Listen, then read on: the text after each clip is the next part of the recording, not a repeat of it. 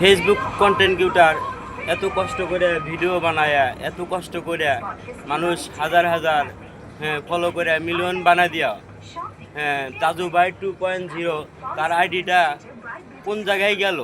পৃথিবীটা অনেক বড়, কোন জায়গায় দায়িত্বে আছে জনগণ আমি সহ কেউ বলতে পারতেছি না। তাই ফেসবুক মেটাটর মামা তাকে বলি যে আসলে এই জিনিসগুলা কেন হয়? হর্ষব বিল্লালেরও এই কাহিনী হয়েছে, আর অল্প সময়ে তাজু ভাই ভাইরাল হয়ে এই কাজগুলা হয়েছে। আসলে কি এটা কিভাবে দেখবেন আপনি বলেন তো? এটা এক ধরনের প্রতারণা। যারা করছে তারা প্রতারণাভাবে এটা মানে আইডিটা হ্যাক করে নিয়ে গেছে।